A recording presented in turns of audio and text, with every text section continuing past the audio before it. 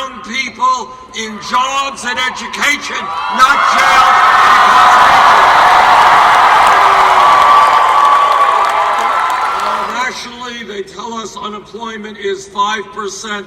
That's official unemployment. Real unemployment is double that, and in communities like Stockton, Detroit, and all over this country, the numbers are much higher. I want our young people not to be hanging out unemployed on street corners.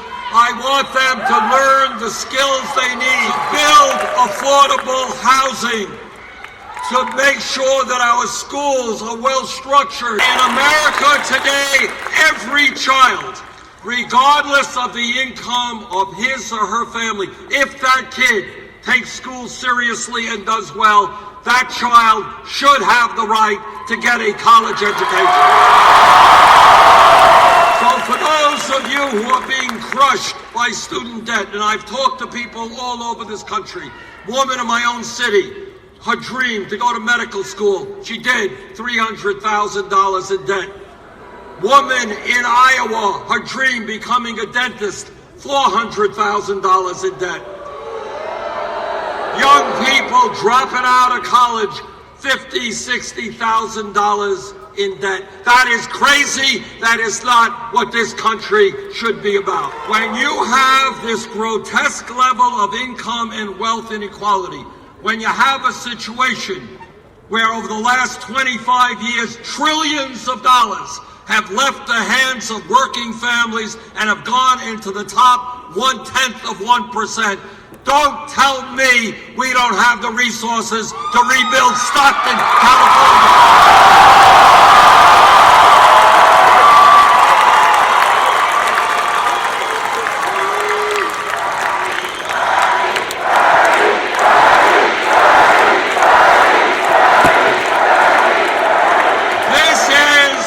Brothers and sisters, this is the wealthiest country in the history of the world, but nobody knows it.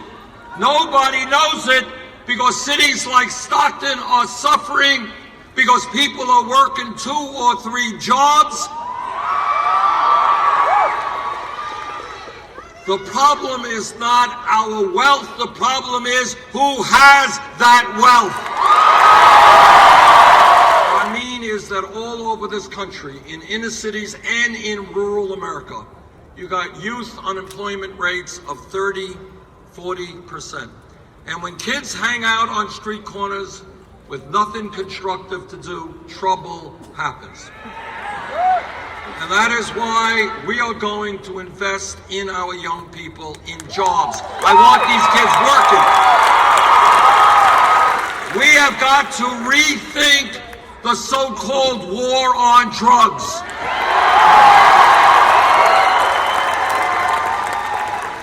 Right now, under federal law, we have the Federal Controlled Substance Act, which has marijuana as a Schedule I drug right next to heroin.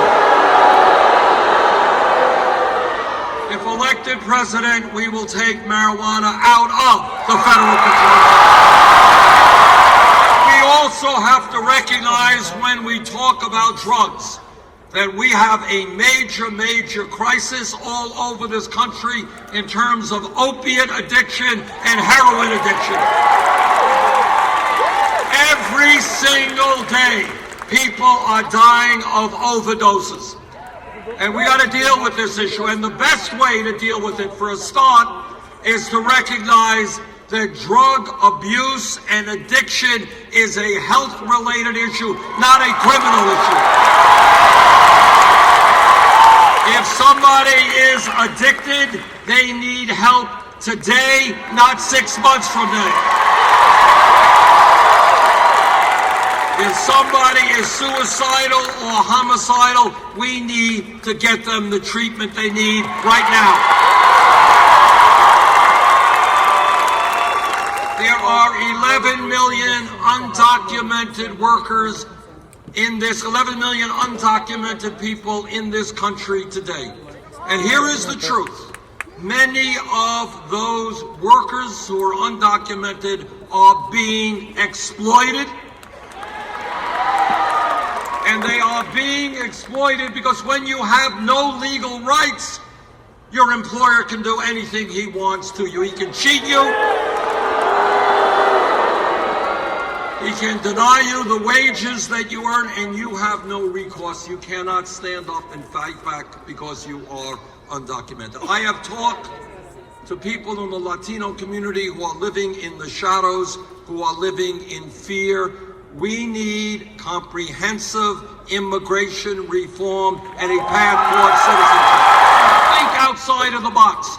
What a Medicare for all single payer program will mean to the people of Stockton. What it means is you go to the doctor whenever you need to go, and you don't worry what kind of deductible or copayment you have.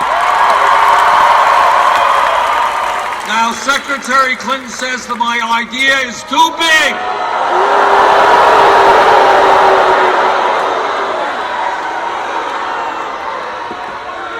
That in essence, we don't have the power to take on the private insurance companies or the drug companies. I respectfully disagree. The establishment and what the media wants you to believe, that real change is impossible. No, we cannot do what every other major country on earth does and guarantee health care to all people. We can't do that. Yes, we can. Oh, no. We cannot have paid family and medical leave for our people. We can't do that. It's too hard. No. In this great country, we cannot rebuild our crumbling infrastructure, create millions of jobs. Oh, no, it's too hard. The powers that be are too powerful. We cannot take on the billionaire class and end the grotesque level of income and wealth inequality that exists. We can't do it. No. Oh no, you're dreaming. You're dreaming if you think we can make public colleges and universities tuition free. Can't happen. Too radical an idea. Oh no. The fossil fuel industry, too powerful. We can't transform our energy system and lead the world in combating climate change. Too powerful. Oh, no. Chamber of Commerce, too powerful. We can't provide equal wages for equal work for our women. No. Can't be done. And what the establishment tells you is think small. But we have a different view.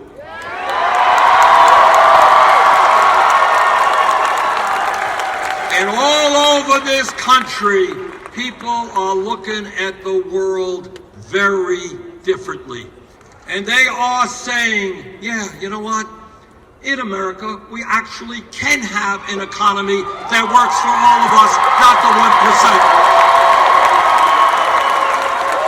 Let us make certain that on June 7th, California has the biggest voter turnout in the history of the state for a Democratic party.